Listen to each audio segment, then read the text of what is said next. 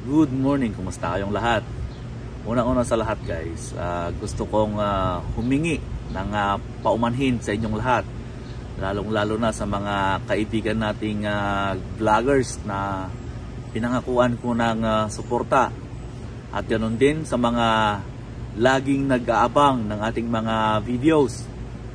Kasi alam nyo guys, itong nagdaang mga araw, nagkaroon tayo ng minor health issue, so nag-decide akong magpahinga muna. Pero nagpapasalamat ako sapagkat okay na tayo ngayon guys. At sa mga kaibigan kong vloggers dyan, huwag kayong mag-alala, babawi ako. Alright guys, huwag na natin patagalin pa. Sana magustuhan nyo itong bagong upload ko na video na to. Alright.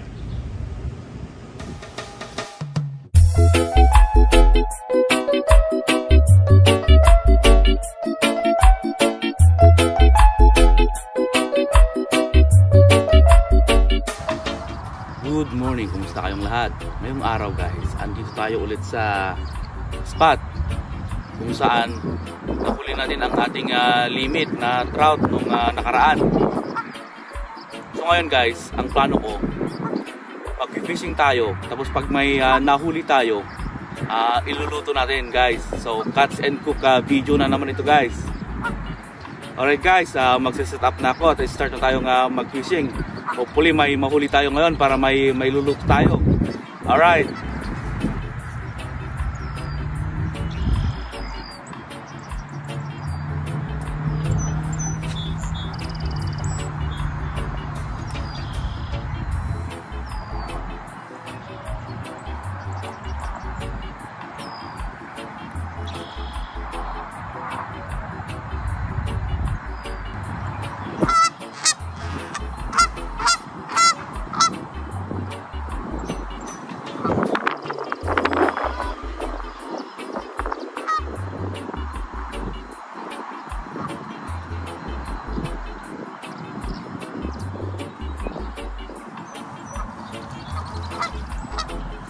So yun guys, nakahagis na tayo. Maghihintay na lang tayo ng kagat. Alright. So yun guys, ang view dito sa spot natin. Ang ganda guys.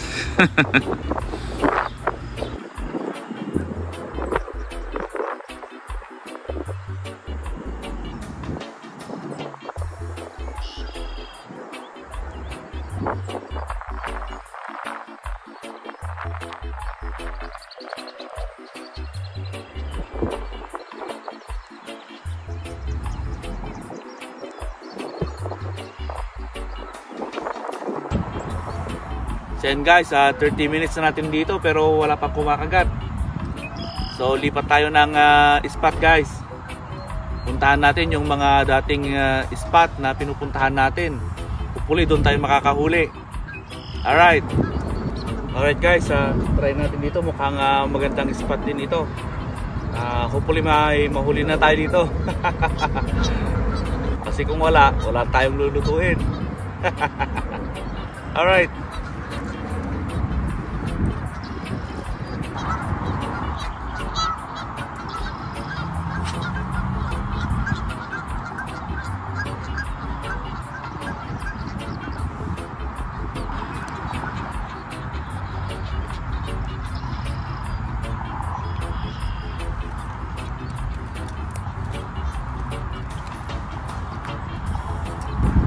So yun guys, mukhang may huli tayo doon sa isa. Check natin. Alright.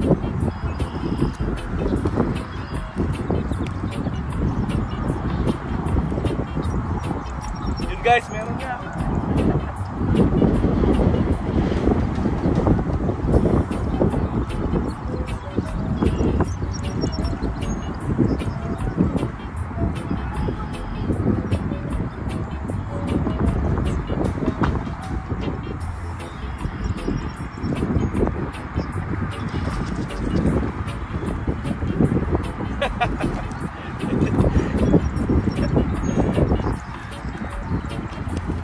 Yun guys, Yun guys, may isa na tayo.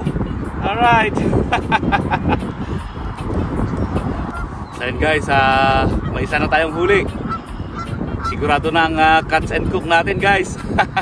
Pero sana madagdagan pa kasi baka kasama natin si cameraman. Wala siyang uulamin. Yan guys, may huli na naman tayo dito.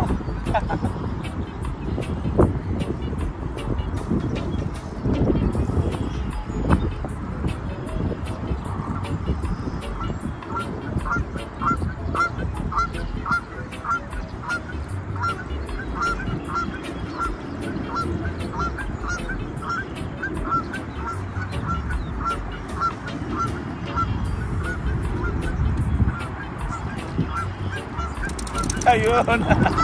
Second one guys. Sigurado na ang catch and cook. Yes.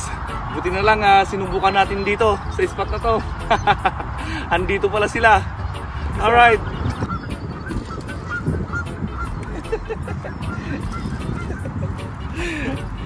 Yan guys, may huli ulit tayo. Alright. So yan guys, third one. Mukhang mahuhuli natin ngayon yung limit natin. Sana guys, naririnig nyo pa ako kasi biglang lumakas ang hangin. Mukhang uulan yata. Pero di bali guys, sigurado na yung catch and cook natin. May huli na tayong tatlo. Alright guys, lipat ulit tayo. Wala nang kumakagat dito. So yan guys, nakahagis na tayo. Madagdagan pa yung huli natin.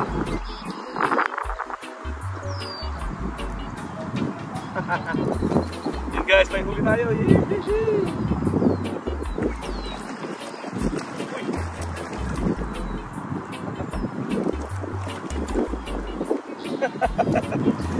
Yun guys, good size na trout. Pang-apat na natin to. Alright. So yan guys, ito na yung huli natin. Nakahuli tayo ng 4. Okay na to sa catch and cook. Uwi na tayo guys kasi nangitim na ang kalangitan at sobrang lakas na rin ng hangin. Sana naririnig nyo pa ako.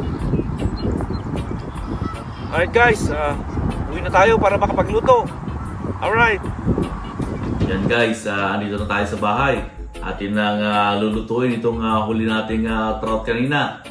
At ang ating recipe ngayon ay ang baked trout. Alright guys, atin ang ihanda itong isda. So, ito na guys yung isda natin. Tinanggalan ko na siya ng bituka at saka hasang.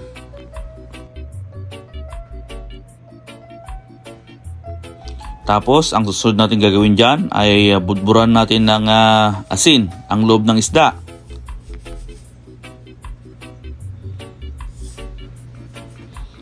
Lagyan din natin ng garlic powder. Tapos, sunod nating ilagay ang slice ng lemon. Yan siya guys.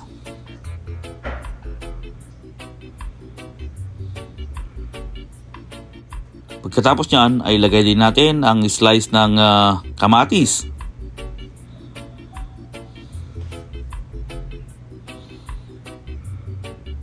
Yan siya guys. Tapos, sunod natin ilagay ang slice ng sibuyas. Ganyan lang siya kasimple guys.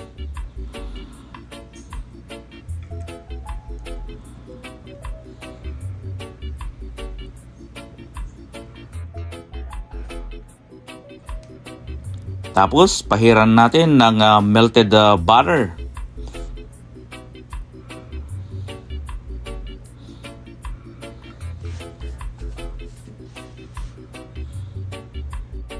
Tapos, muli nating budburan ng asin ang isda.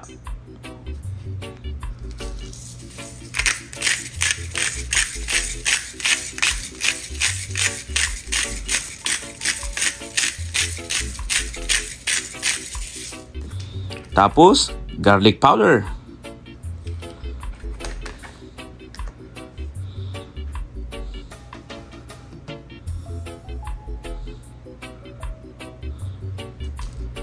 Paminta.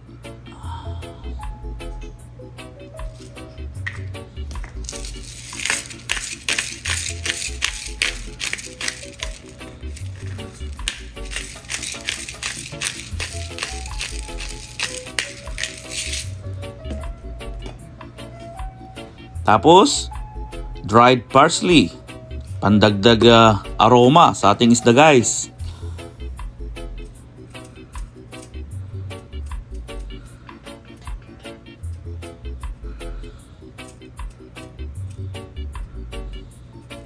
So ayan na siya guys. Gawin natin ang parehas na proseso sa iba pang mga isda.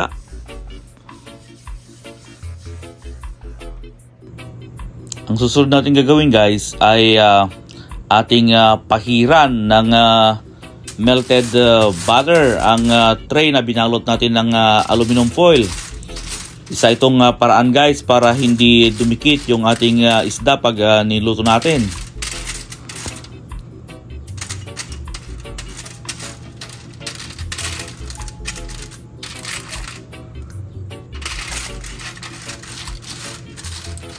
Pagkatapos nating pahiran ng tray guys, maglagay tayo ng slice ng onion at saka slice ng lemon bago natin ilagay yung isda.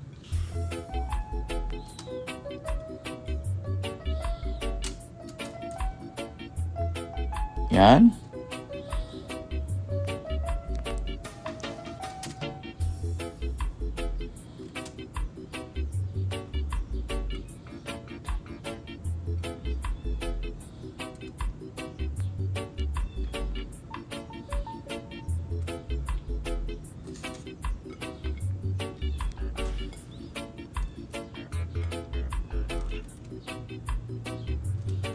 Pagkatapos nun guys, ilagay na natin yung isda.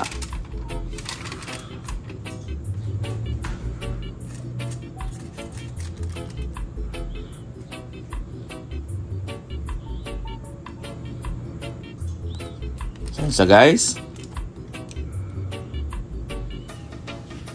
Tapos, ating ibuhos yung tirang melted butter sa isda.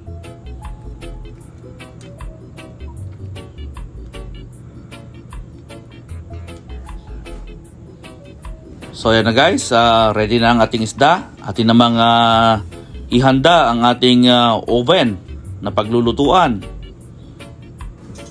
So yan na guys, ready na ang ating oven. Ilagay na natin ang isda. So bali, sinet ko siya guys sa 400 degrees. Yan siya guys. Tapos, iset natin sa 40 minutes.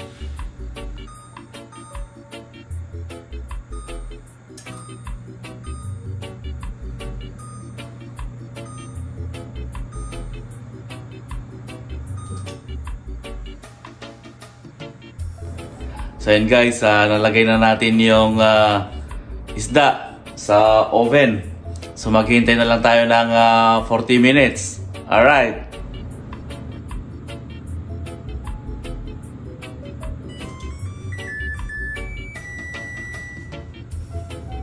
So yan guys, luto na yung ating baked trout. Check na natin. Alright. Yun.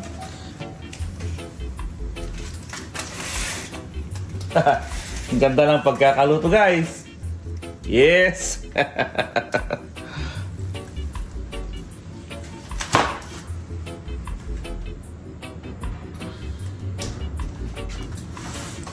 So ayan na guys ang ating baked trout.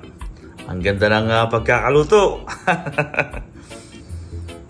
So ayan guys, atin ang tikman itong baked trout na niluto natin.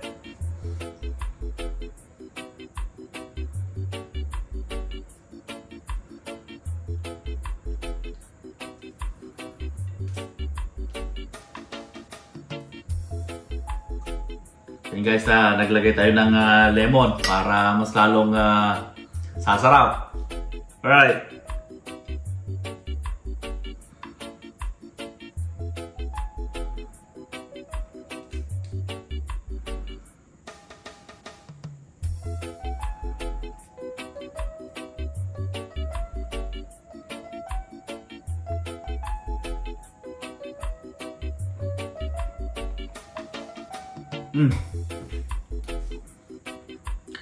Ang sarap guys, nalalasahan mo yung butter saka yung mga sangkap na nilagay natin.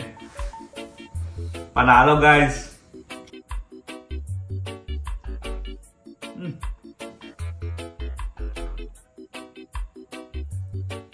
Talagang marasa guys.